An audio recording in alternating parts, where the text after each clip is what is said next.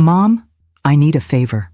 Those words from my son Gregory had become increasingly common over the years, but something in his tone today, a practiced casualness that didn't quite ring true, made me pause as I watered the hydrangeas on my porch. What kind of favor, dear? I balanced the phone between my ear and shoulder, continuing my gardening routine. At 67, I'd learned to multitask long before it became a corporate buzzword. Well, I'm organizing this special dinner tonight at Hartwell's. It's kind of a big deal. I got that promotion I've been working toward. My heart lifted. Gregory had been pursuing this promotion for months. That's wonderful news. Congratulations. Thanks, he replied, that strange note still present in his voice. Anyway, I'm taking the family out to celebrate, but my credit card is maxed from that conference in Chicago last month, and Cynthia's is tied up with the kitchen renovation charges. I set down my watering can, giving the conversation my full attention. And you need to borrow money for dinner? Not borrow exactly. I was hoping I could use your premium card, you know, the one with the extended limit, just for tonight. The bill's likely to be pretty steep at Hartwell's, but I want to do this right. It's a major milestone. My premium card. The one I rarely used except for emergencies and special occasions. The one with the points I'd been saving for a potential trip to see the autumn leaves in New England, a dream vacation I'd deferred year after year. Of course you can use it, Gregory, I said without hesitation. Family first. That had always been my motto. What time should I be ready? A beat of silence. Ready? For dinner, I clarified. Should I wear something formal? Hartwell's has that dress code, if I remember correctly. Another pause, longer this time. Oh, Mom, I didn't mean... This is really just a celebration with the immediate family, you know? The immediate family. My son, his wife, my grandchildren. Not me. I see, I said, my voice steady despite the sudden hollowness expanding in my chest. And you need my credit card for this immediate family dinner. It would really help us out, Gregory continued, either missing or ignoring the shift in my tone. Cynthia's parents are in town, and they've been so supportive through this whole promotion process. And her sister's joining us too. She just got back from that study abroad program in Italy. We're making it a real celebration. Cynthia's parents, her sister, everyone but me. Will Zach and Emma be there? I asked, referring to my grandchildren, whom I rarely saw, despite living only 20 minutes away. Of course, it's a school night, but we're making an exception. This promotion is a big step up, Mom. Executive Sales Director. It comes with stock options, a company car, the works. I closed my eyes, absorbing the full picture. My son was hosting a celebratory dinner for his promotion, a milestone I'd help him achieve through years of support, from paying for his college education to providing the down payment on his house. He was inviting his wife's entire family. He was including his children. And he was asking to use my credit card to pay for it all. But he wasn't inviting me. Mom, are you still there? Yes, Gregory, I said, surprising myself with how composed I sounded. Congratulations again on your promotion. You've worked hard for it. So, about the card? Stop by any time before 5. I'll have it ready for you. I ended the call before he could respond, before my voice could betray me. I stood there on my porch, surrounded by the hydrangeas I'd carefully nurtured for years, feeling something shift inside me. This wasn't the first time I'd been an afterthought in my son's life, but something about this particular exclusion, being asked to fund a celebration I wasn't welcome to attend, cut deeper than all previous slights. Moving methodically, I returned to watering my flowers, but my mind was elsewhere. 5 years since Harold died, leaving me alone in this too-large house filled with memories. 5 years of increasing isolation as Gregory and his family built their lives with decreasing space for me in them. 5 years of saying yes to every request, hoping each favor might rebuild the bridge to my son's affections. As water overflowed from a pot, spilling across the porch boards, I finally acknowledged the truth I'd been avoiding. My generosity wasn't rebuilding any bridges. It was merely financing their construction of a life that deliberately excluded me.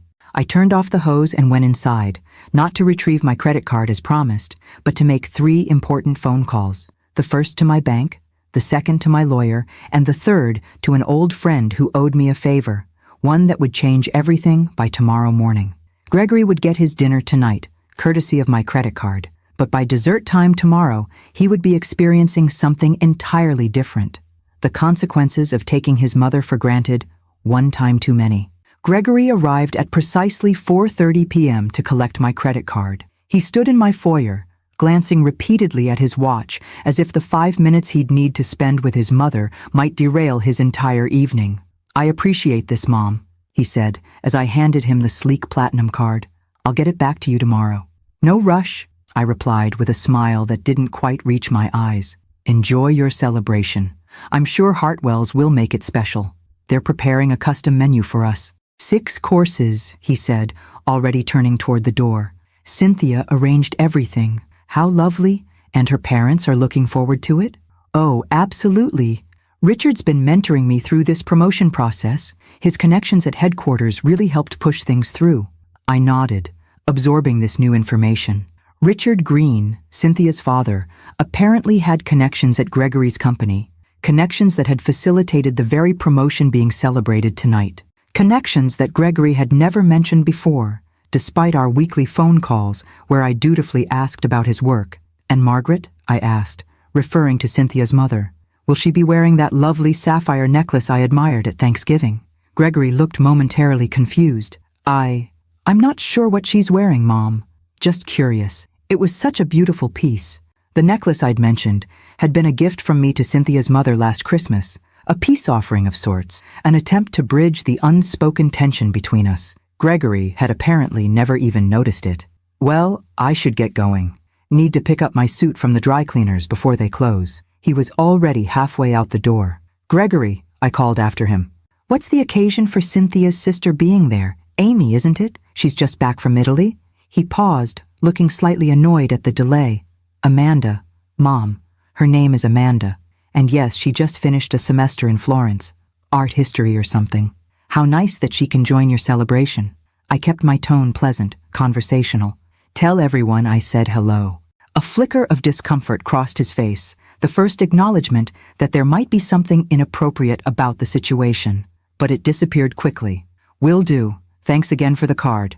And then he was gone, my platinum credit card securely in his wallet, off to celebrate his achievement with everyone except the woman who had made it possible.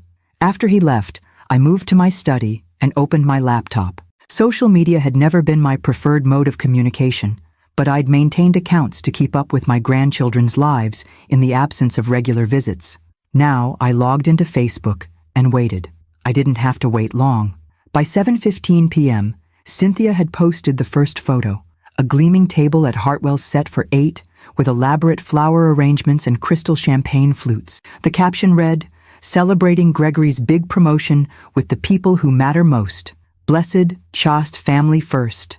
The people who matter most." By 8:30 p.m., more photos appeared. Gregory raising a toast at the head of the table.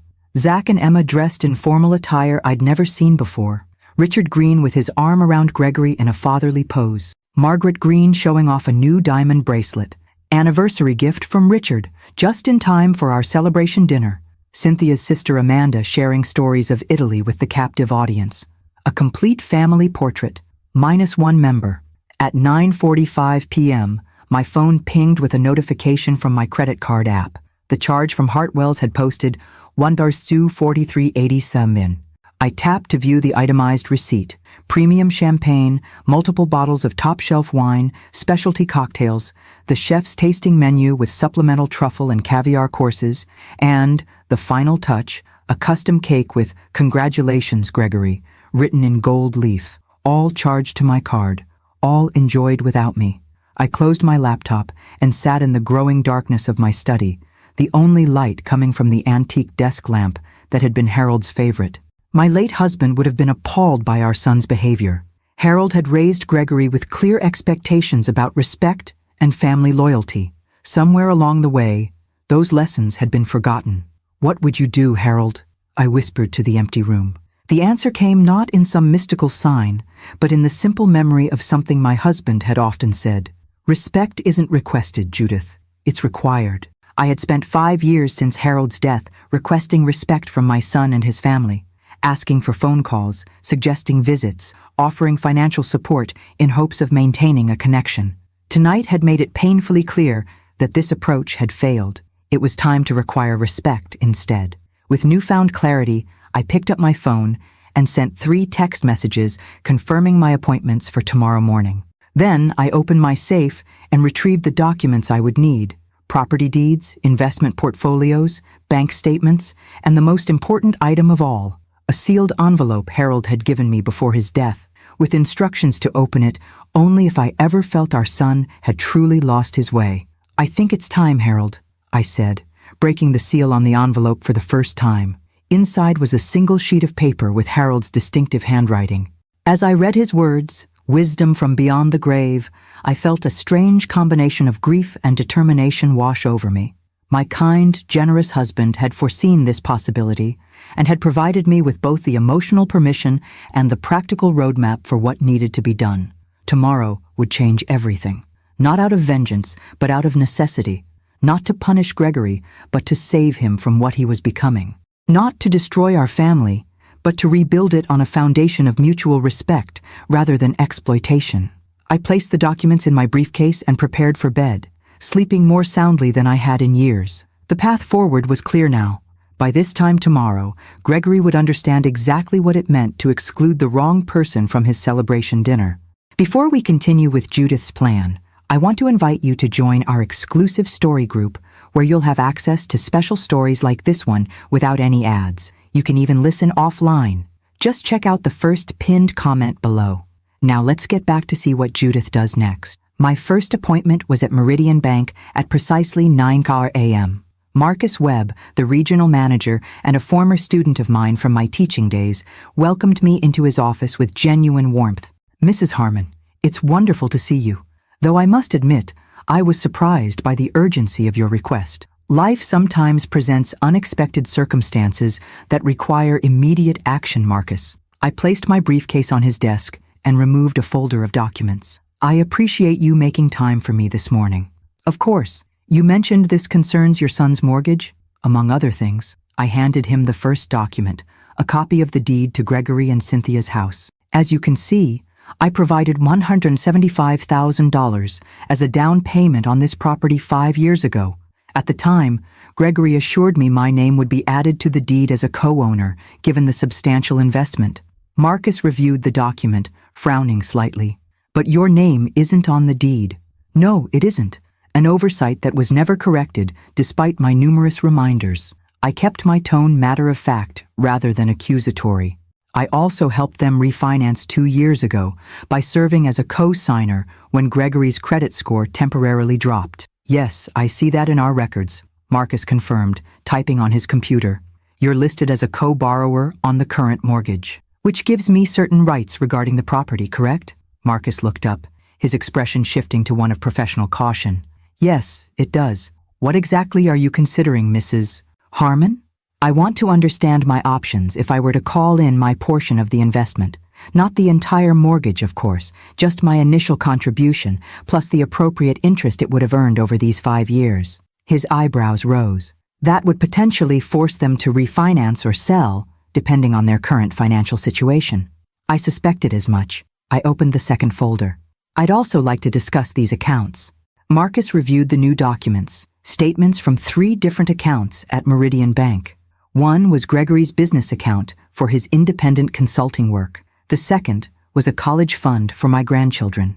The third was a joint checking account Gregory and I had maintained since Harold's death. "I see you have signature authority on all these accounts," Marcus noted. "Yes, Gregory suggested it would be more convenient for handling family finances. I didn't add that this convenience had primarily flowed in one direction, my deposits into their accounts rather than any actual sharing of financial management." "What would you like to do with these accounts, Mrs. Harmon?" "I'd like to remove my name and all my funds from the business account immediately. For the college fund, I want it transferred to a new account solely in my name as trustee for my grandchildren. As for the joint checking account," I paused, remembering how many times that account had been drained without discussion, how many emergencies had been funded through my regular deposits. "I'd like that account closed, with any remaining funds transferred to my personal account." Marcus nodded, making notes. "We can certainly handle these changes. Is there something specific that prompted this restructuring?" I considered how much to share with this young man who had once been an eager 14-year-old in my music class. Let's just say I've been reminded that financial boundaries are an essential component of healthy family relationships. He seemed to understand more than I was saying. I'll process these changes immediately. The business account funds will take 24 hours to fully clear, but everything else can be handled today. Thank you, Marcus. There's one more thing. I removed my platinum credit card from my wallet, the same one Gregory had used for last night's extravagant dinner.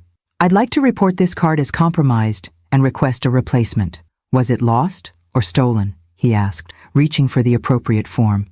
Neither, but it was used in a manner I didn't authorize. I met his eyes directly. I didn't lose the card, Marcus. I'm choosing to lose the burden of being taken advantage of.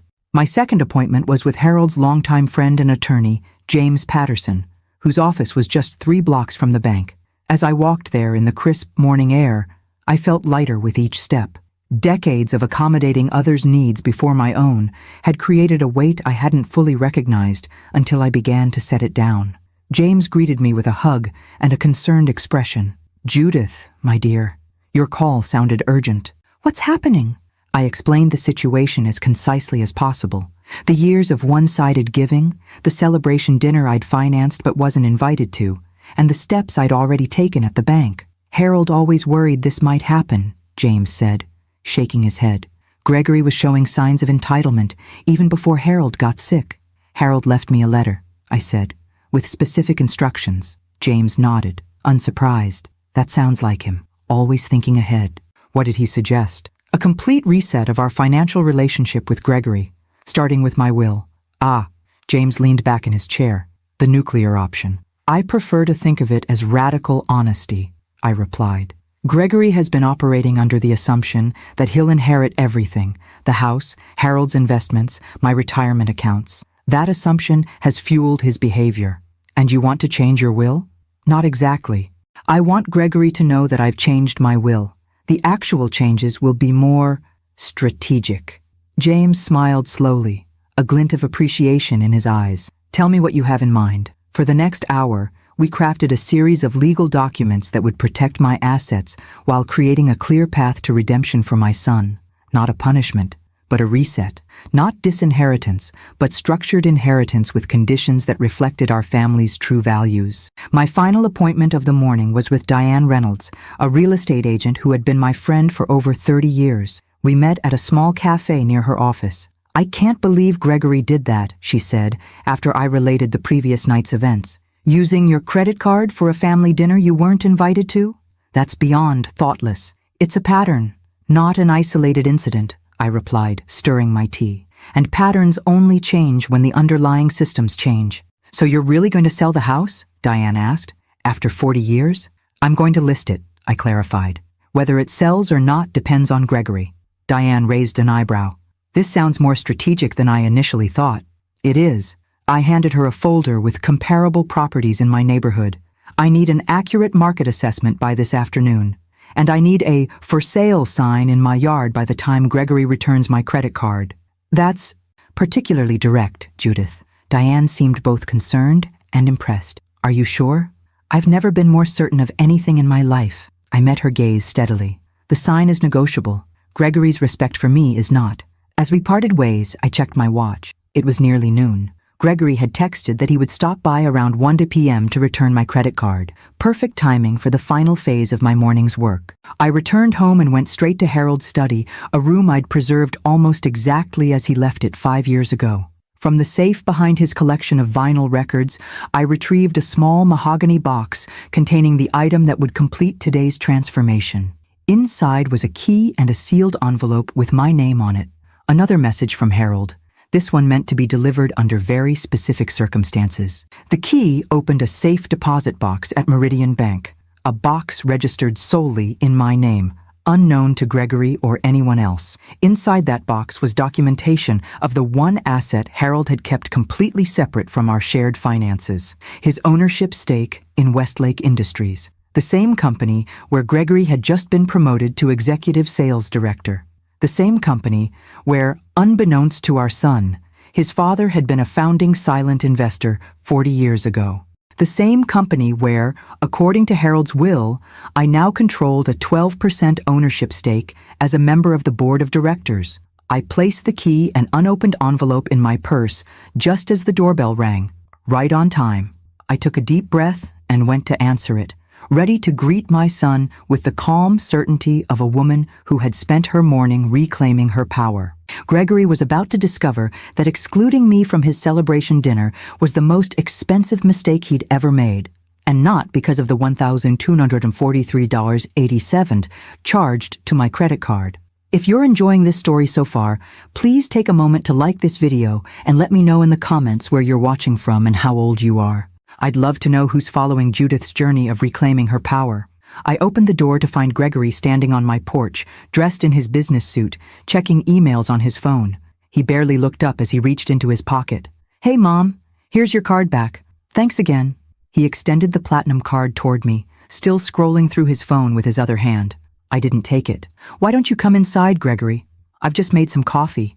His eyes flicked up briefly, a flash of impatience crossing his features. "I can't stay. I've got a lunch meeting with the executive team in 40 minutes.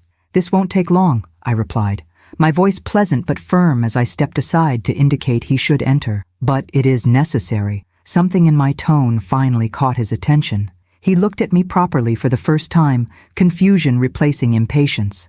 "Is everything okay? That's what we need to discuss." Reluctantly, he stepped inside, following me to the kitchen where I'd set out 2 coffee cups on the table. As we sat down, his gaze darted to the window and he froze. "Mom, why is there a for sale sign in your yard?" "Observant of you to notice," I said, pouring coffee for both of us. "I listed the house this morning." "You what?" His voice rose sharply. "Why would you do that without discussing it with me first? The same reason you would organize a family dinner without including me, I suppose." I met his startled gaze steadily. "Independent decision-making." A flush crept up his neck. That's not the same thing at all. This is a major life decision. Where are you planning to move?" "I haven't decided yet. Perhaps a condo downtown, closer to the Symphony. Or maybe that retirement community in Sarasota I've mentioned a few times, the one you always change the subject about whenever I bring it up." Gregory set down his phone, giving me his full attention at last. "Mom, you can't just sell this house. It's been in our family for 40 years. It's my childhood home. It's my inheritance." "Ah," I said softly. "There it is." "There, what is?" "The real reason for your concern. Not that I'm selling my home, but that I'm selling what you've already mentally claimed as yours." He had the grace to look slightly abashed, but quickly recovered. "That's not fair. Of course I'm concerned about where you'll live, but this house means something to our family. You and Dad built a life here." "Yes, we did. A life that included certain values, respect, consideration, appreciation, values that seem to have gotten lost somewhere along the way." I took a deliberate sip of my coffee. "How was dinner last night?" The abrupt change of subject caught him off guard. It was fine. Good. The food at Hartwell's is always excellent. And everyone enjoyed themselves? Cynthia's parents? Her sister? My grandchildren? His discomfort was now visible. "Look, Mom, about that. I should have explained better. It was really more of a business dinner than a family thing. Richard has been instrumental in my promotion and—" "1,243.87, I interrupted quietly. "What? That's what you charged to my credit card last night, for a business dinner that included your wife's entire family, but not your mother." Gregory shifted in his seat. "I'll pay you back. If it's about the money—" "It has never been about the money, Gregory. If it were, we would have had this conversation years ago, after the down payment on your house that was supposed to include my name on the deed, but somehow never did. Or perhaps after the 3 car payments I made when you and Cynthia were temporarily short, but still managed to take that Cancun vacation the following month." His face registered genuine shock. "You knew about Cancun? Facebook exists, Gregory, just like Instagram exists, where Cynthia posted pictures of last night's celebration with the hashtag #FamilyFirst, a celebration paid for with my credit card." He at least had the decency to look ashamed. "I'm sorry if your feelings were hurt. That wasn't my intention.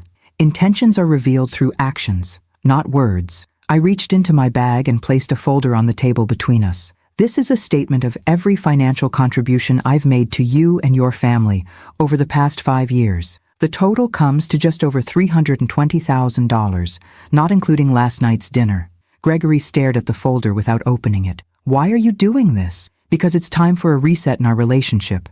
This morning, I made several changes you should be aware of. I outlined the steps I'd taken, removing my name and funds from his business account, transferring the grandchildren's college fund to a trust in my name, closing our joint checking account, and reporting my credit card as compromised. With each revelation, Gregory's expression shifted from confusion to disbelief to something approaching panic. "You can't do this," he finally stammered. "The business account, I have payments scheduled. And the mortgage, you co-signed that loan." "Yes, which gives me certain rights regarding the property. Rights I've chosen not to exercise yet, provided we can reach a new understanding about our relationship going forward." He ran a hand through his hair, a gesture so reminiscent of Harold that it momentarily softened my resolve. "Mom, if this is about last night, it's not about last night. Last night was merely the catalyst that forced me to recognize a pattern that's been developing for years." I leaned forward, ensuring I had his complete attention. "You have been treating me as an ATM rather than a mother, a financial resource rather than a family member." "That's not true," he protested, but his objection lacked conviction. "It is true, and we both know it." I reached into my purse and removed the key and Harold's unopened envelope. "There's one more thing you should know." Gregory's gaze fixed on the key. "What's that?" "This opens a safe deposit box containing documentation of your father's ownership stake in Westlake Industries, a 12% stake that transferred to me upon his death." The color drained from his face. "What are you saying?" "I'm saying that your recent promotion to executive sales director at Westlake Industries occurred at a company where I am a significant shareholder and board member." I paused to let the information sink in. "A fact I've kept private at your father's request, but which is no longer a secret as of this morning's board meeting." Gregory looked as though he might be sick. "The board knows you're my mother?" "They do now, as does your CEO, Martin Westlake, who was quite surprised to learn that you had never mentioned this connection." I kept my voice level, despite the storm of emotions behind my words. He was even more surprised to hear about last night's dinner. "You told him about the dinner?" Gregory's voice rose in panic. "I mentioned it in passing while discussing your promotion. Martin seemed to think that excluding your mother, a board member of the company, from your celebration dinner showed questionable judgment." I shrugged slightly. "He may have a point." Gregory slumped back in his chair, the full implications washing over him. His career, his home, his children's education fund, all the things he had taken for granted, were suddenly revealed to be far more precarious than he'd realized. "What do you want?" he finally asked, his voice barely above a whisper. "I want what every mother wants," I replied simply. "To be treated with respect, to be included in my family's life in meaningful ways, to have my contributions, financial and otherwise, acknowledged and appreciated." I slid Harold's unopened envelope across the table. "Your father left this for you. He asked me to give it to you if this day ever came." Gregory stared at the envelope, making no move to take it. "You planned all this." "No, Gregory. You planned all this through years of choices that led us to this moment." I stood up, signaling our conversation was nearing its end. "The question now is, what will you choose to do next?" As he finally reached for his father's letter with trembling fingers, I knew the next move was his. I had laid my cards on the table. I had reclaimed my power, and most importantly, I had shown my son that excluding the wrong person from dinner could have consequences far beyond a single evening. The reckoning had arrived. Gregory stared at the envelope bearing his father's handwriting, his expression a complex mixture of fear and reluctance. The strong, confident executive from moments ago had vanished, replaced by someone who looked remarkably like the uncertain boy who used to seek Harold's approval. "Should I?" He hesitated, holding the envelope gingerly. "Should I read this now?" "That's up to you," I replied. "Your father wrote it for this specific moment. Whether you're ready to hear his words is your decision."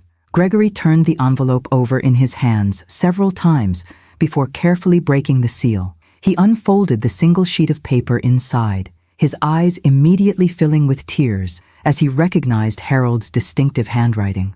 I remained silent, giving him the privacy to absorb his father's posthumous message. Whatever Harold had written was between father and son.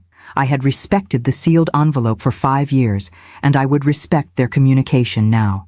As he read, Gregory's expression shifted from trepidation to shame, then to a profound sadness that aged him before my eyes. When he finally looked up, The polished corporate veneer had completely crumbled. He knew, Gregory whispered. Somehow, he knew what I would become. Your father was an insightful man, I said gently, and he loved you enough to prepare for every possibility. He says, Gregory's voice caught. He cleared his throat and tried again. He says that money reveals character rather than building it, that he and you worked so hard not to give me things, but to give me values. He looked down at the letter again. He says he's sorry if his success made it too easy for me to mistake privilege for accomplishment. I nodded, hearing Harold's wisdom in those words. My husband had built his career from nothing, working his way from the mailroom to the boardroom through intelligence and integrity. Unlike many self-made men, he had worried constantly about the effects of privilege on our only child. There's more, Gregory continued, his voice steadier now. He says that if I'm reading this letter, it means I've damaged my relationship with you to the point where you felt you had no choice but to take drastic measures. He looked up at me, a question in his eyes. Was there really no other choice, Mom? I considered his question carefully. I've spent 5 years trying other approaches, Gregory. Gentle conversations about feeling excluded, subtle reminders about reciprocity, direct requests for time with my grandchildren. I spread my hands in a gesture of resignation. None of it changed the pattern. He winced at the simple truth of my words. What else does your father say? I prompted, knowing Harold would have offered more than just a diagnosis of the problem. Gregory returned to the letter. He says that unlike money or property, respect can't be inherited. It must be earned through consistent actions. His voice grew stronger as he continued reading. He says that the measure of a man isn't in his professional achievements, but in how he treats those who can do nothing for him in return. A tear slipped down Gregory's cheek, dropping onto the paper. And he says that I'm his son, which means I have it in me to recognize my mistakes and make things right, that it's never too late to become the man he raised me to be. The kitchen fell silent, except for the ticking of the old clock on the wall, Harold's favorite timepiece, which I'd kept wound faithfully since his death. In that quiet moment, I could almost feel my husband's presence, his hand guiding our son back to the values that had somehow gotten lost in the pursuit of status and success. Finally, Gregory carefully refolded the letter and placed it back in its envelope. When he looked up, something had changed in his eyes, a clarity that hadn't been there before. I don't know what to say, Mom, except, he took a deep breath, except that I'm sorry, truly sorry. Not just for the dinner, but for everything. For treating you like a financial resource instead of my mother. For taking your generosity for granted. For, his voice broke slightly, for forgetting who I am and where I came from. I reached across the table and took his hand, the first physical contact we'd had in months. Your father believed in your capacity to change. So do I.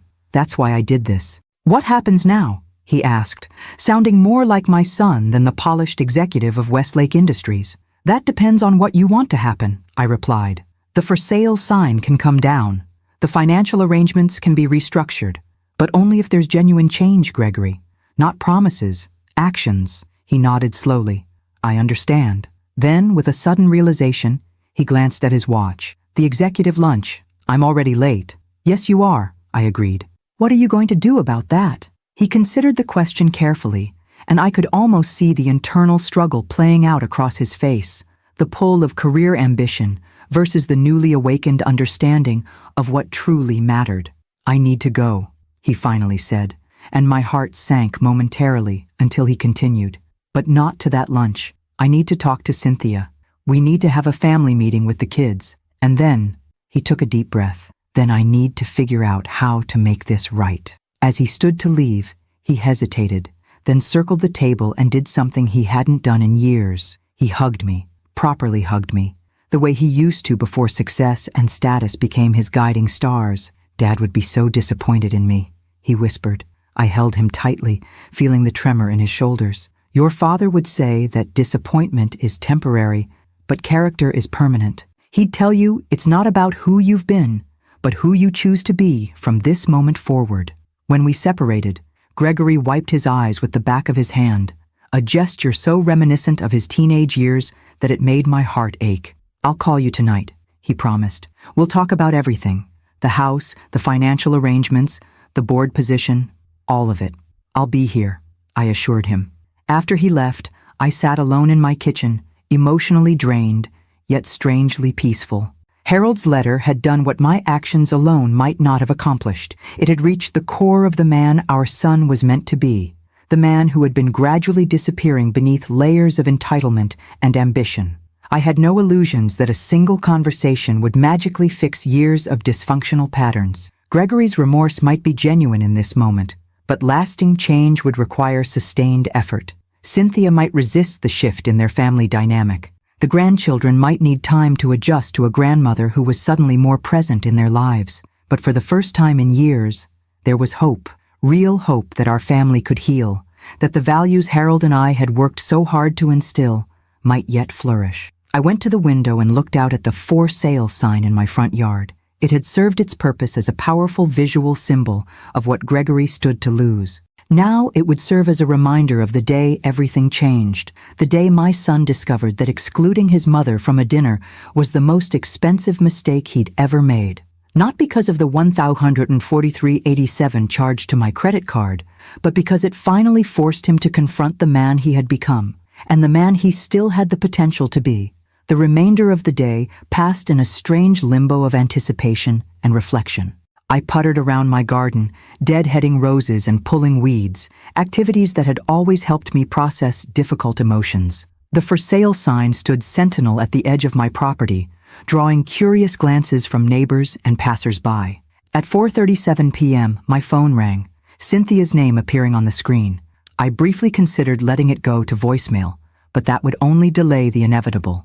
"Hello, Cynthia," I answered, keeping my voice neutral. "Judith." Her tone was icy, controlled.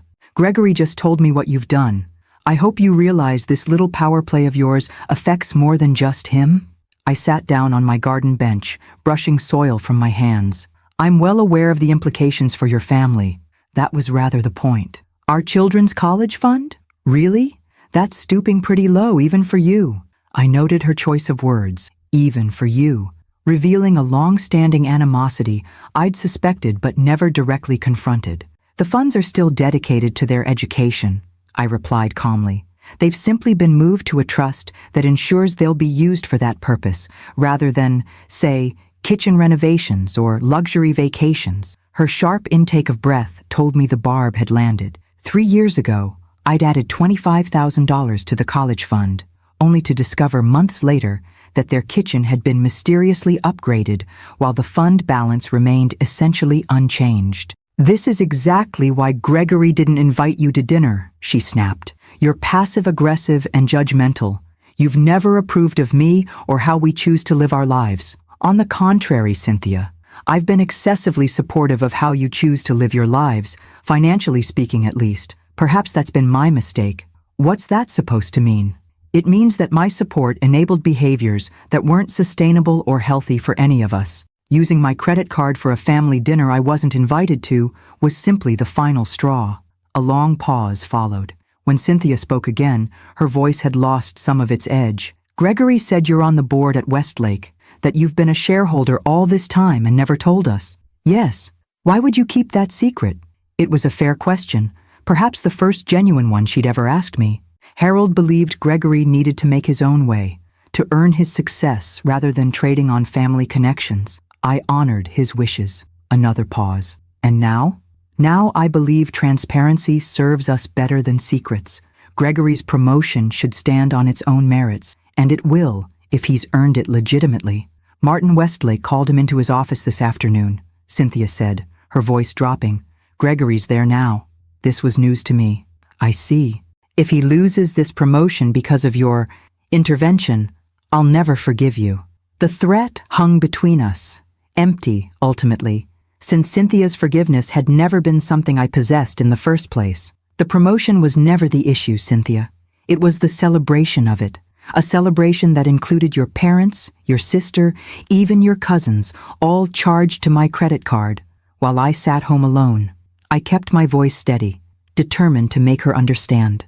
It was the pattern of taking without giving back, of excluding the very person who has supported you both financially and emotionally for years. "You make it sound so black and white," she protested, but with less conviction than before. "Perhaps because some things are." After a moment, Cynthia sighed. What do you want from us, Judith? Just tell me what it will take to fix this, to get the college fund back, to stop the house sale, to make this board of directors situation go away. That's not how this works, I replied gently. I'm not holding these things hostage in exchange for specific demands. I'm resetting our entire relationship to one based on mutual respect rather than exploitation. That sounds nice in theory, but what does it mean in practice? It means I'll be more present in my grandchildren's lives. Weekly dinners, school events, music recitals. It means financial support will come with transparency and accountability on both sides. It means I'm treated as family, not as a convenient resource to be tapped when needed and ignored when inconvenient. The line went quiet for so long, I wondered if she'd hung up. Finally, she spoke, her voice subdued. I'll talk to Gregory when he gets home. This is a lot to process. I understand.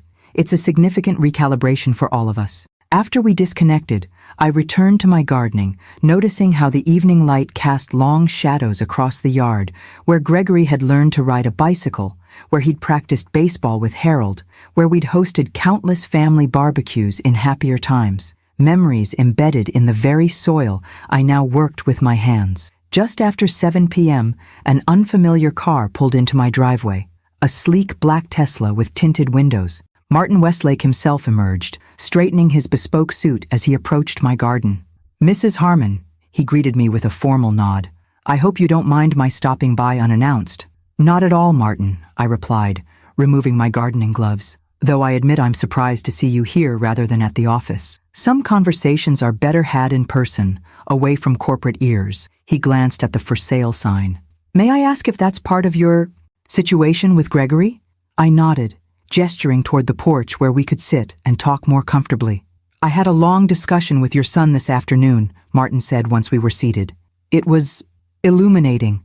In what way? He told me everything. The financial support you've provided, the dinner he excluded you from, even the letter from Harold. Martin shook his head slightly. I knew your husband well, Judith. We built Westlake together from nothing. His integrity was legendary in an industry not known for it. Yes, it was, I agreed, wondering where this conversation was heading. Gregory has his father's intelligence and drive, Martin continued, but somewhere along the way he lost sight of Harold's values. He leaned forward, his expression serious. I've put his promotion on hold. My heart sank. Despite everything, I hadn't wanted to damage Gregory's career. That wasn't my intention when I revealed my board position. I know that, and it's not a punishment. It's an opportunity for growth. Martin's stern expression softened slightly. I've assigned him to lead our new community engagement initiative. For the next 6 months, he'll be working directly with the nonprofits and educational institutions we support, managing a substantial philanthropic budget. I raised an eyebrow, understanding the strategy. Removing him from sales and placing him in a position focused on giving rather than getting. Exactly. It's a lateral move, not a demotion. Same compensation, different focus. Martin stood, preparing to leave. Harold would have done the same thing. In fact, he did something similar for me in our early days when my ambition was outpacing my character. As he walked toward his car, he turned back with a final thought. Your son is at a crossroads, Judith. So is your family. What happened yesterday at that dinner was unfortunate, but what happens next will define all of you for years to come. I watched his Tesla glide silently away, reflecting on his words. A crossroads indeed, not just for Gregory, but for all of us. The choices made in the coming days and weeks would either heal the fractures in our family or deepen them beyond repair. My phone chimed with a text message from Gregory. We need to talk, all of us. Can we come over tomorrow evening? Zach and Emma want to see you too. I typed my reply with careful deliberation.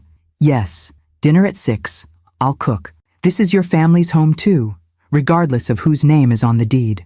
As darkness fell, I finally went inside, leaving the for sale sign standing in my front yard, not because I intended to sell my beloved home, but because some visual reminders were too powerful to remove just yet. The lessons of the past 24 hours were still taking root. Tomorrow would be soon enough to decide which plants in this family garden would be pruned, which would be nurtured, and which might need to be replanted entirely. If you're enjoying this story of family dynamics and reclaiming personal power, please hit that subscribe button and share it with someone who might need to hear this message. Don't forget to like this video too.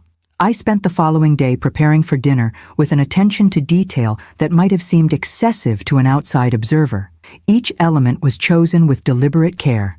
Harold's favorite lasagna recipe, the good china we'd received as wedding gifts 43 years ago, fresh flowers from my garden arranged in my grandmother's crystal vase. This wouldn't be just any meal. It would be a reset point, a new beginning. The symbolism mattered. By 5:45 p.m., everything was ready. The dining room table, which hadn't hosted a full family meal in over 2 years, was set for 5. The lasagna was bubbling in the oven, filling the house with familiar aromas. A simple green salad waited in the refrigerator. For dessert, I'd made Harold's beloved apple crumble, using fruit from the tree Gregory had helped his father plant on his 10th birthday. At precisely 6 p.m., the doorbell rang. Taking a deep breath, I smoothed my dress and went to answer it. Gregory stood on the porch, looking uncharacteristically casual in jeans and a sweater rather than his usual business attire. Behind him were Cynthia, impeccably dressed as always, but subdued, and my grandchildren, Zach, now nearly as tall as his father, and Emma, her long hair pulled back in a neat ponytail. "We brought wine," Gregory said, offering a bottle. "And flowers." Cynthia stepped forward with a bouquet of mixed blooms, not the elaborate professional arrangements she typically favored, but something simpler and more heartfelt. "Thank you," I said, accepting both gifts with genuine appreciation. "Please, come in." As they entered, I noticed Emma carrying a large portfolio case. "What have you got there, sweetheart?" She exchanged a glance with her brother before answering. "Some things to show you. After dinner, if that's okay?" "Of course." I led them into the living room, where awkward silence threatened to descend until Zach broke it by walking straight to the piano in the corner. "Does this still work?" he asked, running his fingers lightly over the keys. "It does," I replied, surprised by his interest. "Your grandfather kept it perfectly tuned, and I've maintained that tradition." "Cool." He sat on the bench and began playing a simple melody, something classical that I vaguely recognized. "Mr. Abernathy's been teaching me. I'm not very good yet." I stared in astonishment. "You're taking piano lessons? Since when?" "About 6 months," Gregory answered, looking slightly ashamed. "We should have told you. 6 months of lessons I'd known nothing about. 6 months of a shared interest with my grandson that had been kept from me." The realization stung, but I pushed the hurt aside. This evening wasn't about cataloging past exclusions. It was about building a new framework for the future. "You play beautifully, Zach," I said, moving to stand beside the piano. "Your grandfather would have loved to hear you." He looked up with a shy smile. "Dad said Grandpa was really good." "He was extraordinary," I confirmed. "Self-taught, but with a natural gift. This was his sanctuary when the world became too much." "Like me," Zach said softly, returning to his playing. I glanced at Gregory, who nodded almost imperceptibly, an acknowledgement of this unexpected connection between grandson and grandfather, a thread I hadn't known existed. Dinner began awkwardly, with careful small talk about the weather and upcoming school events. Halfway through the main course, however, Gregory set down his fork and cleared his throat. "We need to address the elephant in the room," he said, looking directly at me. "Mom, I've explained to Cynthia and the kids what happened. All of it. The dinner at Hartwell's, the credit card, the history of financial support you've provided, and the changes you've made in response." Cynthia nodded stiffly. "We understand that things need to change." "And how do you feel about that?" I asked, genuinely curious about her perspective. She hesitated, carefully choosing her words. "Initially, I was angry. It felt like you were punishing all of us for one mistake. And now? Now I realize it wasn't one mistake. It was a pattern we all participated in." She glanced at her children, then back to me. "Gregory showed me the financial statement you compiled, all the contributions you've made over the years. I had no idea it amounted to so much." "That's part of the problem," I said gently. "The support became invisible, expected, taken for granted." "Like you," Emma interjected suddenly, her teenage directness cutting through the adult careful conversation. "You became invisible too, Grandma. We didn't mean for it to happen, but it did." Her insight, so clear and unvarnished, momentarily silenced the table. "Yes," I finally acknowledged, "that's exactly what happened. We've talked a lot as a family since yesterday," Gregory said, "about values, priorities, the example we've been setting for Zach and Emma." He reached for Cynthia's hand. "We haven't been the people we want to be, The people Dad raised me to be. Martin Westlake spoke with us this morning, Cynthia added, about Gregory's new position with the Community Engagement Initiative. He's making me work with charity people, Zach explained, with the slight disdain only a 16-year-old could muster. We're all going to be involved, Gregory corrected. It's a family commitment, weekly volunteer hours for everyone. I looked around the table, trying to gauge whether this was genuine or merely an attempt to appease me and regain access to the financial support I'd withdrawn.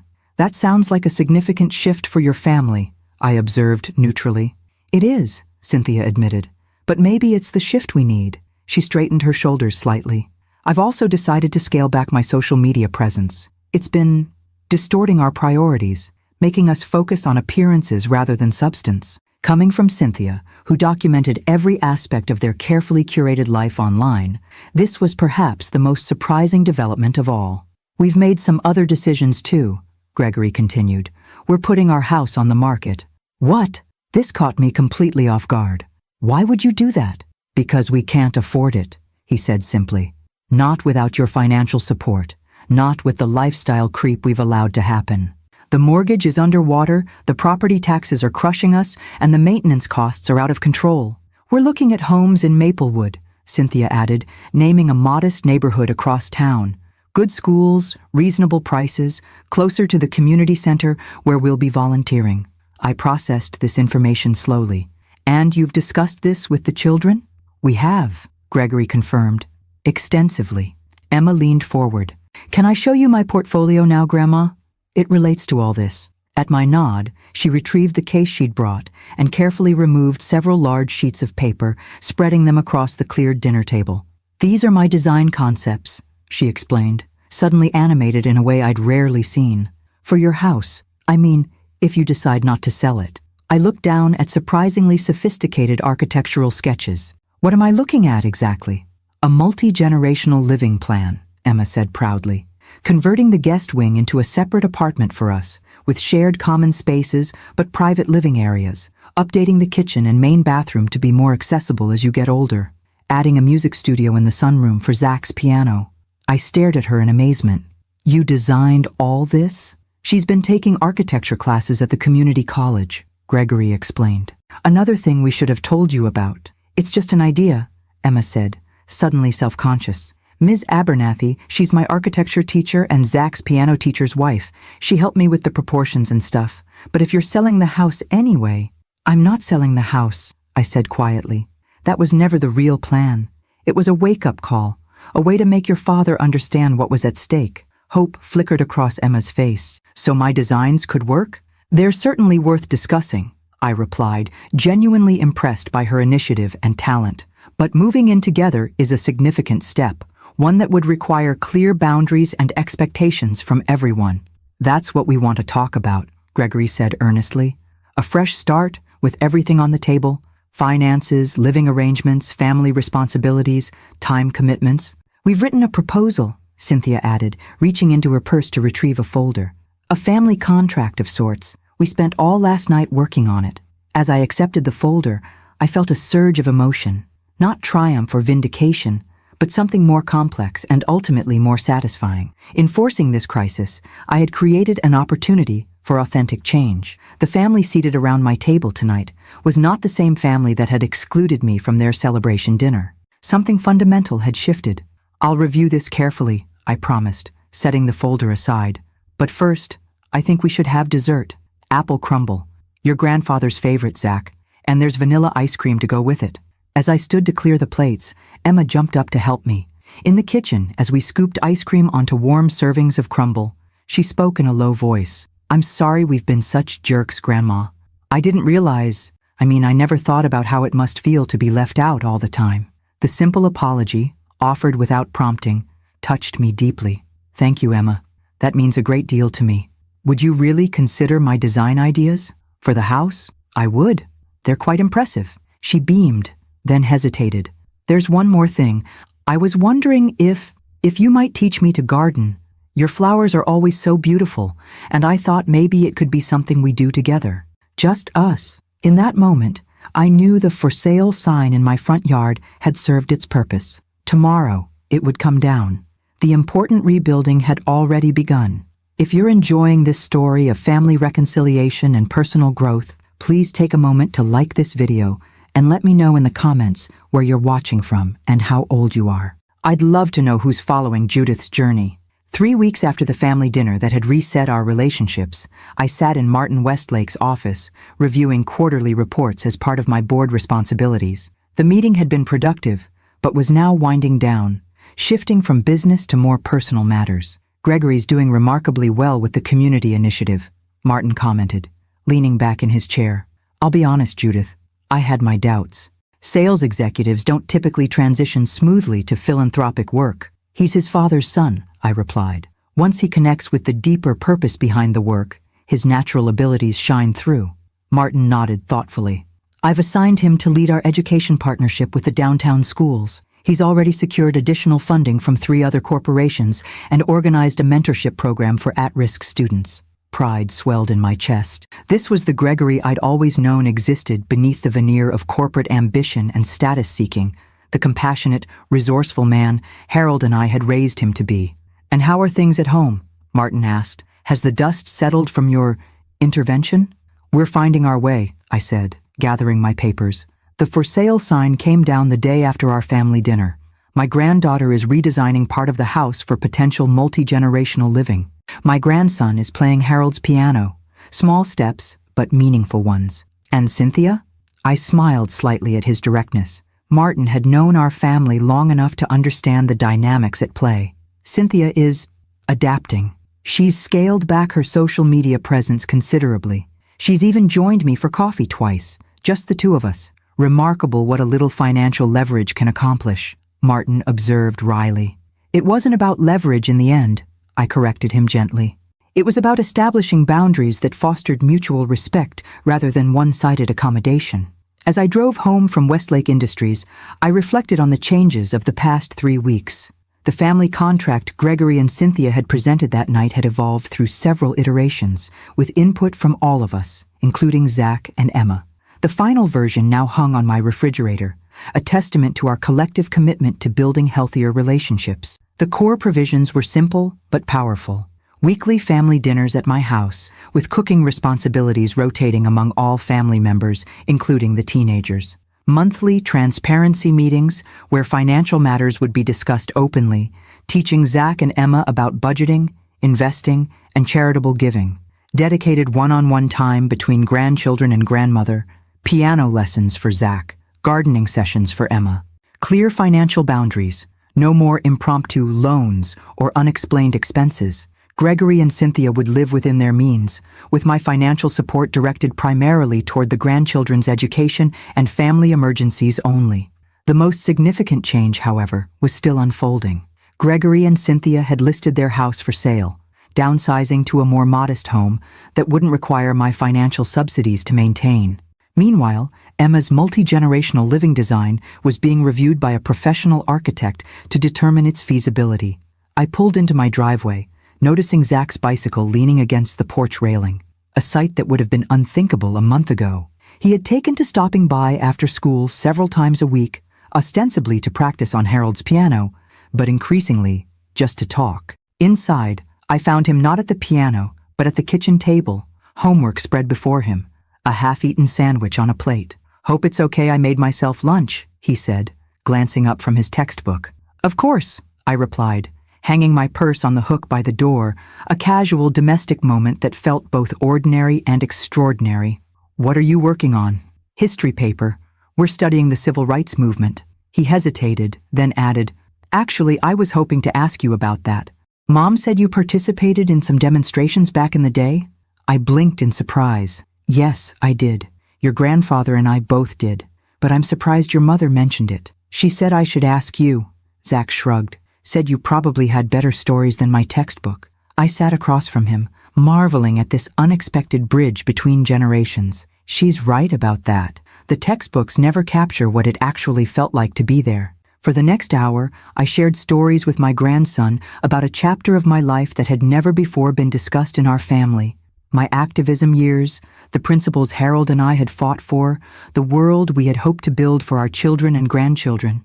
"That's why I was so disappointed in your father's recent behavior," I admitted toward the end of our conversation.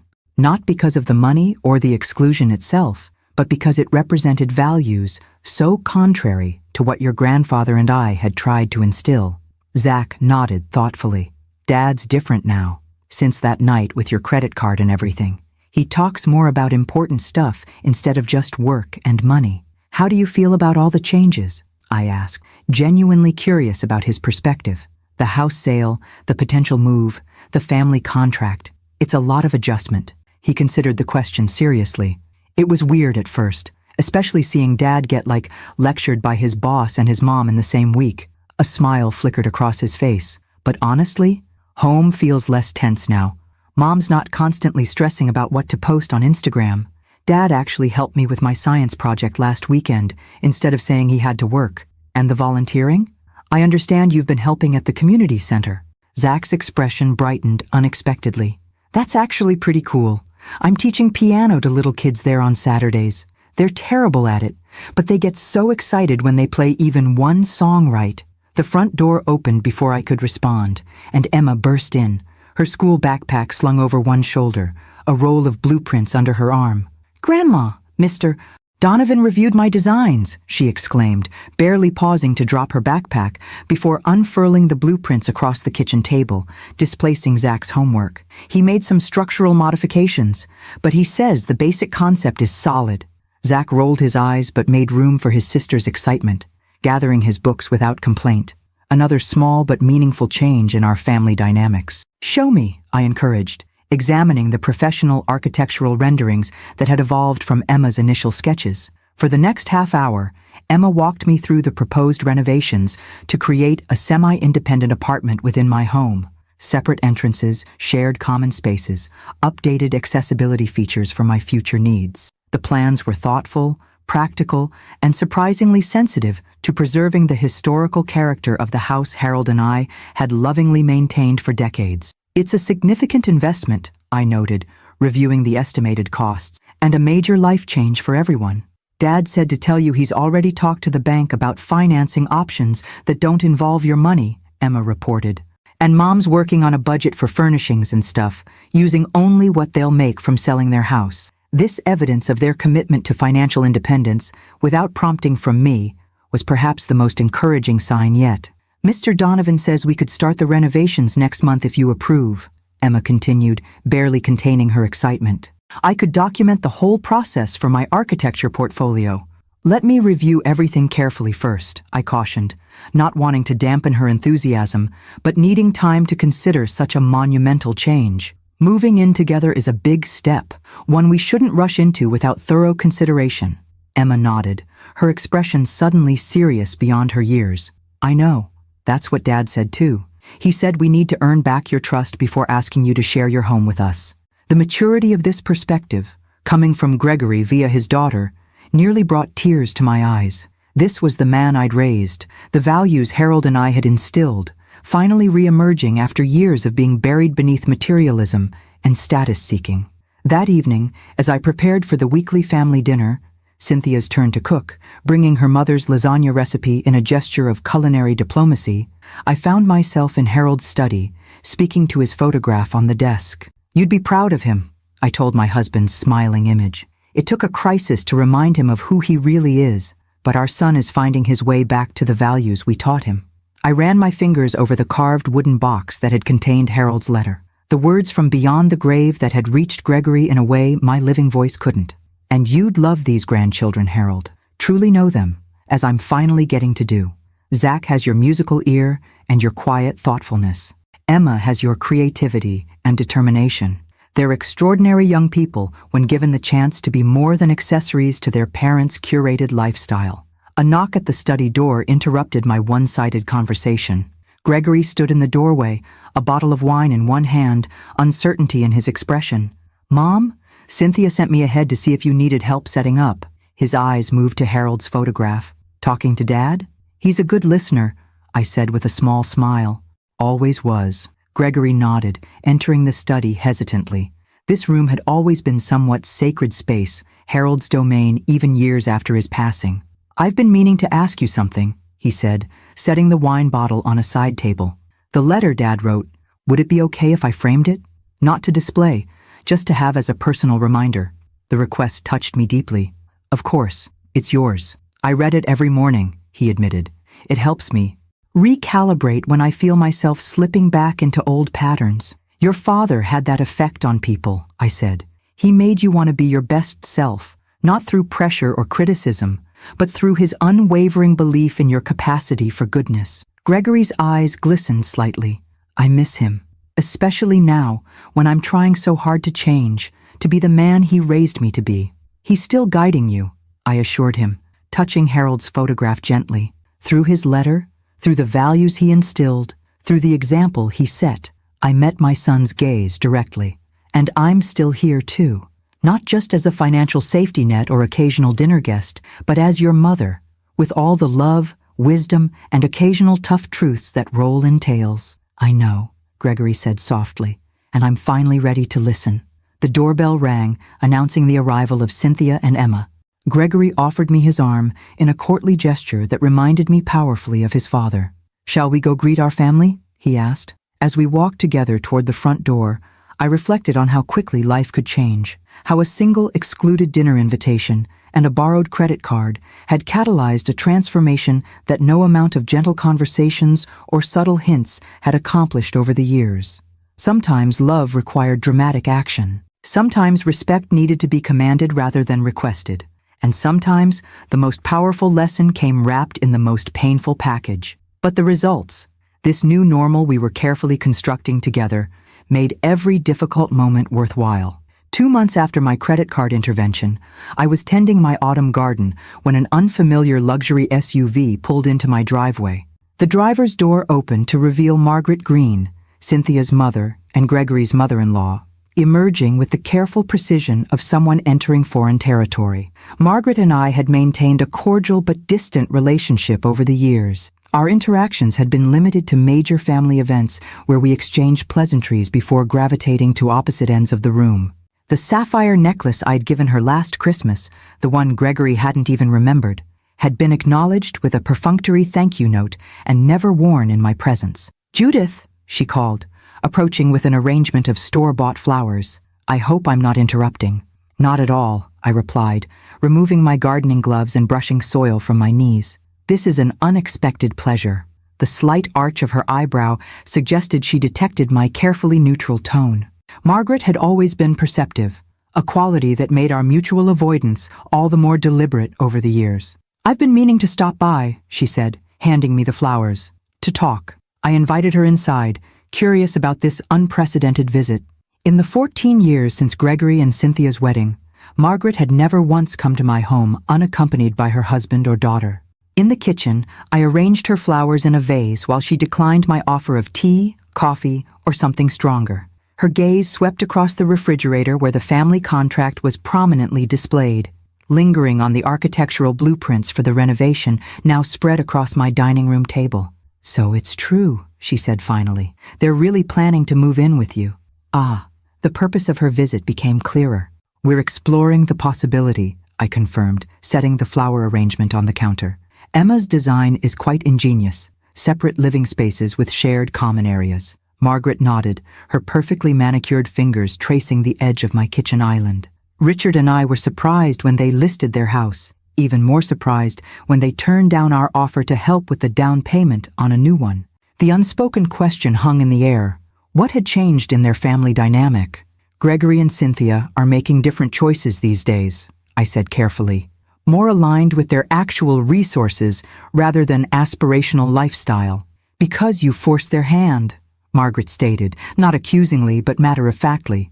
"With the credit card, the dinner at Hartwell's, so she knew about that." I wondered how much Gregory and Cynthia had shared about my financial intervention and how it had been framed. I established boundaries that were long overdue, I acknowledged. The dinner was merely the catalyst. Margaret surprised me by nodding in agreement. "I told Richard at the time it was inappropriate to use your card that way, especially when you weren't included in the celebration." This admission, that she had recognized the impropriety even as it occurred, shifted my perception slightly. Perhaps Margaret had more self-awareness than I'd given her credit for. "Why are you here, Margaret?" I asked directly.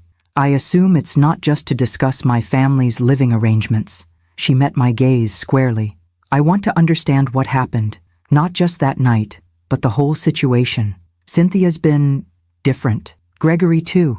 Even the grandchildren seem changed. She frowned slightly. Zach called us last week to cancel our usual shopping trip because he had piano lessons with you. He's never canceled before. I heard the hurt beneath her carefully controlled tone.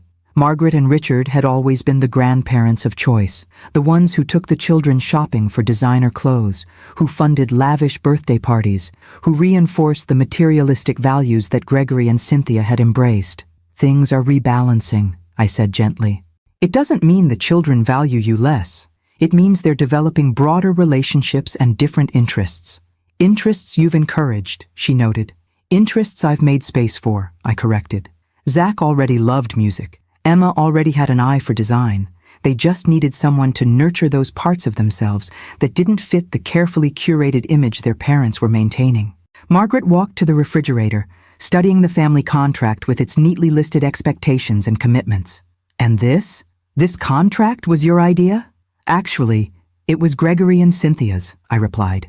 After I withdrew my financial support and revealed my board position at Westlake, they realized changes were necessary. The contract evolved from there, with input from all of us. She turned back to me, her expression difficult to read. Richard believes you manipulated them, used your financial leverage to force them to conform to your expectations. And what do you believe, Margaret? She considered the question for a long moment. I think you did what I've never had the courage to do, demand respect rather than trying to purchase affection. The candor of her response startled me. This was more insight than Margaret had revealed in 14 years of family gatherings. The difference, she continued, is that you had real leverage, the house down payment, the Westlake board position. We've never had that kind of influence with Cynthia. She takes what we offer, but keeps us at arm's length. Financial support without boundaries creates dependency, not closeness, I observed. I learned that lesson the hard way. Margaret nodded slowly. The sapphire necklace you gave me last Christmas. What about it? Cynthia told me you gave it to me because blue is my favorite color, that you'd noticed the blue accents in my home during Thanksgiving dinner. She met my eyes directly. But I never wear blue. My home has no blue accents. You couldn't possibly have noticed what wasn't there. I sighed, understanding dawning. She never gave you the real gift, did she? The one with the note explaining its significance? There was another gift? A first edition collection of Elizabeth Barrett Browning's poetry, I explained. I remembered you mentioning at Gregory's college graduation that you'd written your thesis on Victorian women poets. The note said I'd finally found a copy after searching for several years. Margaret's carefully composed expression faltered. I did write my thesis on Browning, but how could you possibly have remembered that? It was a passing comment nearly 20 years ago. I pay attention, I said simply, to the things people care about, the things that matter. She turned away, blinking rapidly. Cynthia gave me the necklace, said you'd chosen it specifically for me. I never wear blue. It washes out my complexion, but I didn't want to seem ungrateful. And the book? I never received it. The silence that followed was heavy with understanding. For years, our relationship had been filtered through Cynthia's lens. Her selective delivery of gifts, her carefully edited versions of conversations, her strategic management of our interactions. She kept us apart, Margaret said finally. Controlled the narrative, while benefiting from both our contributions, I added. Margaret moved to the window, looking out at my garden. The family dinner last night. She hesitated. Cynthia said you've instituted mandatory weekly dinners as a condition of your continued support. I shook my head. The dinners were Gregory's idea, a way for all of us to reconnect as a family. There are no conditions beyond mutual respect and taking turns with the cooking. They seem happy, Margaret admitted. More grounded. Zach talks about his music now instead of the latest gaming system. Emma showed me her architectural drawings instead of asking for a new phone. They're discovering who they are beyond the trappings of status and materialism, I said. It's been beautiful to witness. Margaret turned back to me, her carefully maintained facade showing unexpected vulnerability. Where do Richard and I fit in this new arrangement? This multi-generational living plan? The question was loaded with insecurity and genuine concern. For the first time, I saw Margaret not as a rival grandmother or social climber, but as a woman whose relationship with her daughter and grandchildren had been built on shifting sands of materialism and appearances, a foundation now crumbling under the weight of newfound authenticity. That depends on what you want, I replied honestly.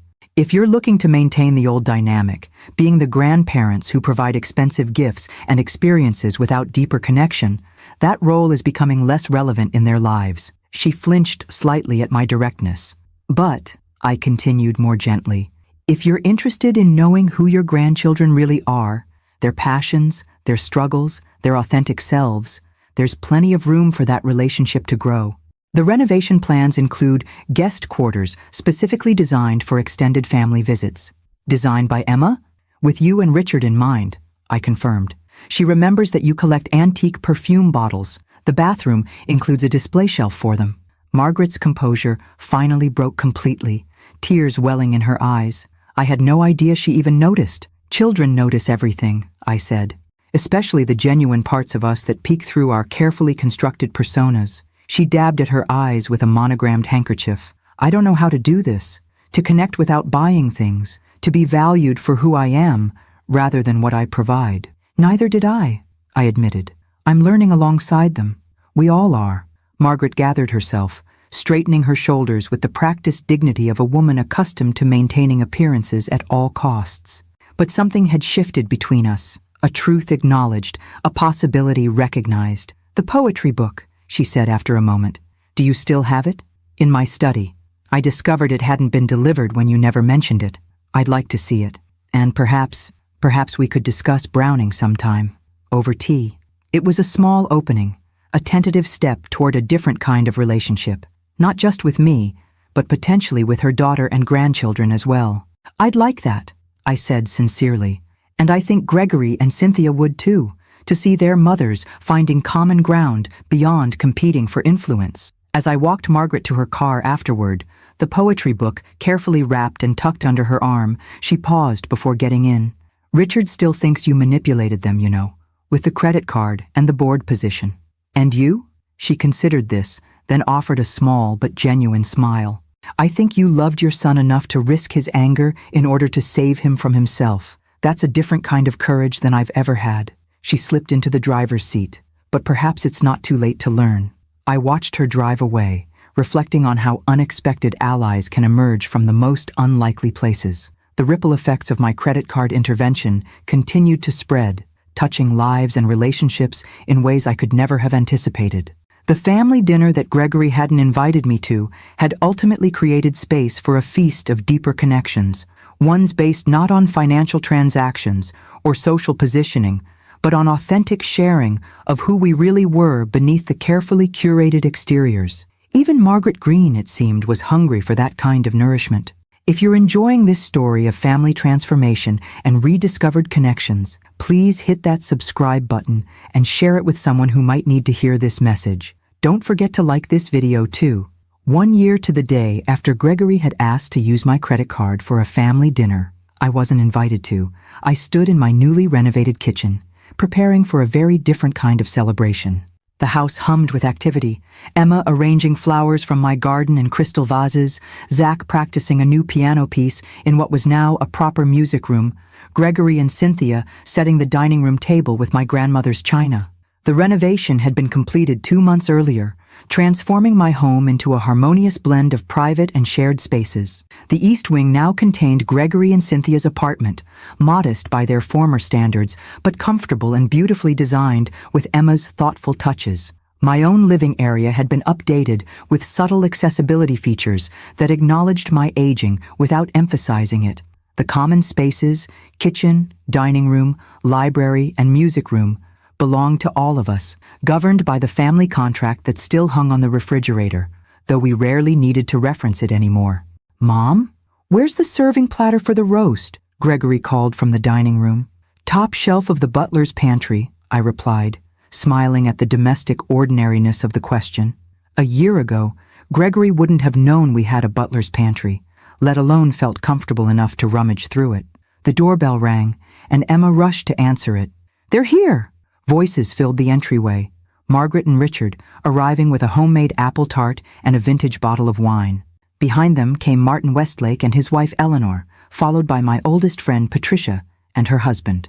Last through the door was James Abernathy, Zach's piano teacher and Emma's architectural mentor, carrying a small gift bag. "Quite a gathering," Margaret commented as she joined me in the kitchen, immediately donning an apron to help with final preparations. Our tentative tea discussions about Victorian poetry had evolved into a genuine friendship over the past year, one of the most unexpected and rewarding outcomes of the family reset. "It feels right," I said, passing her a bowl of freshly made cranberry sauce. "Having everyone who contributed to our journey here to mark the anniversary?" Margaret's eyes crinkled with understanding. 1 year since the infamous credit card dinner. Who would have imagined we'd end up here? Indeed, who could have predicted that my desperate act of boundary setting would lead not just to a healthier relationship with my son and his family, but to this expanded circle of meaningful connections? Gregory appeared in the kitchen doorway, looking relaxed in casual clothes rather than his former uniform of designer suits. His 6-month community engagement assignment had turned permanent, with Martin creating a new executive position overseeing all of Westlake Industries' philanthropic initiatives. The pay was less than his former sales role, but the fulfillment was evidently greater. I hadn't seen my son this content since he was a young man working alongside his father. "Need any help in here?" he asked, glancing between Margaret and me with appreciation for our unexpected alliance. "Everything's under control," I assured him. "How's the table coming along?" "Perfect. Thanks to Emma's precise instructions." He lowered his voice slightly. "And Cynthia's actually following them without trying to redesign everything." The good-natured joke reflected another significant change. Cynthia had gradually relinquished her need to control every aesthetic detail, recognizing Emma's genuine talent for design. Their relationship had softened as Cynthia found other outlets for her organizational skills, primarily in her new role coordinating volunteer efforts at the community center where the family now spent Saturday mornings. As we gathered around the expanded dining table, a beautiful piece crafted by a local artisan from wood salvaged from an old barn, I found myself at the head, with Gregory at the opposite end. This positioning had evolved naturally over our weekly family dinners, an acknowledgement of our shared leadership in this reconstructed family. "Before we begin," Gregory said, raising his glass, "I'd like to propose a toast. 1 year ago today, I asked my mother for her credit card to pay for a family dinner she wasn't invited to." A ripple of knowing laughter circled the table. The story had become something of a legend among our extended circle, though always told with the serious acknowledgement of the pain and growth it had catalyzed. "It was perhaps the most expensive dinner I never ate," Gregory continued, his expression turning thoughtful. "Because what followed, Mom's justified intervention, Dad's posthumous letter, the difficult conversations and realignments, cost me far more than the bill at Hartwell's. It cost me my comfortable illusions, my entitled expectations, and my superficial values." He looked directly at me, his eyes reflecting a depth and authenticity I'd feared was lost forever. "But what I gained in return has been immeasurable. A genuine relationship with my mother, a healthier marriage based on partnership rather than appearances, a home where my children can discover their true gifts rather than performing versions of themselves designed to impress others." Gregory raised his glass higher. "So today, we don't just mark an anniversary, we celebrate a rebirth, and we honor the woman whose courage made it possible, who loved her family enough to risk losing us in order to truly find us again. To Judith," Martin added, raising his own glass, "who reminded all of us that respect isn't an entitlement, but something earned through consistent action. To Grandma," Emma and Zach chimed in unison, their young faces shining with genuine affection rather than the polite deference they'd once shown me. As glasses clinked around the table, I felt a profound sense of completion. The journey that had begun with exclusion had culminated in this moment of expansive inclusion, not just of me into my son's life, but of authentic connection into all our relationships. After dinner, as our guests mingled in the living room, Zach approached the piano. The casual background conversations quieted as he settled on the bench, adjusting his posture the way Harold always had. "I'd like to play something I've been working on," he announced with quiet confidence. "It's a piece my grandfather composed. Grandma found the sheet music in his study and shared it with me." As Zach's fingers touched the keys, Harold's melody filled the room, a composition I hadn't heard in over 20 years. The music was quintessentially Harold, complex yet accessible, technically challenging yet emotionally direct. Zach played it beautifully, honoring his grandfather's work while adding subtle interpretations that made it his own. Tears filled my eyes as I watched my grandson channel Harold's musical gift, keeping alive not just the notes on the page, but the values and sensibilities that had shaped them. Beside me, Gregory squeezed my hand, his own eyes glistening. When the final notes faded, the room erupted in genuine appreciation. Zach accepted the praise with the same mixture of pride and humility that had characterized his grandfather, a legacy more valuable than any financial inheritance could have been. Later, as the evening wound down, I found myself alone with Gregory in the kitchen, washing dishes side by side, a simple domestic task that had become one of our most meaningful rituals over the past year. "I've been thinking," he said, carefully drying one of the crystal wine glasses, "about the credit card, about how differently everything might have turned out if you'd just let it go, if you'd accepted being excluded and continued funding our lifestyle without question. We might never have known what we were missing," I acknowledged, "the authentic connections we've built this past year. I might never have really known my children," Gregory admitted, "or myself for that matter." He set down the glass and turned to face me directly. "Thank you for having the courage to say no when it would have been easier to say yes, for seeing the man I could be rather than enabling the man I had become. That's what parents do," I replied simply, "or what we should do at least. Love you enough to risk your anger in service of your growth." "I've saved Dad's letter," he said, "for Zach and Emma, for when they're older and facing their own crossroads." I nodded, appreciating the continuity of wisdom across generations. Harold would like that. He always took the long view. As our guests departed with warm embraces rather than formal handshakes, I felt the full circle of our journey complete itself. The credit card that had funded a celebration I wasn't welcome to attend had ultimately purchased something priceless, a family rebuilt on foundations of respect, authenticity, and mutual care.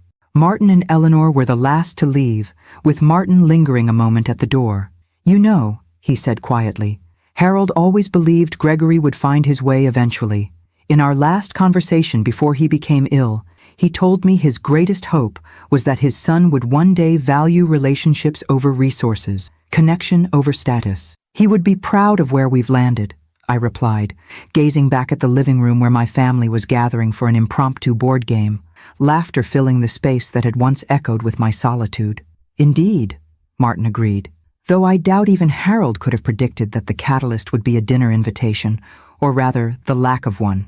After closing the door behind him, I returned to the living room, where Emma was dealing cards with dramatic flair, while Zach provided a playful piano soundtrack. Gregory and Cynthia sat side by side on the sofa, their competitive banter lacking the edge it once carried. "Grandma, you're on my team," Emma called, patting the seat beside her. "We're playing Strategy Alliance, and I need someone who thinks 3 steps ahead."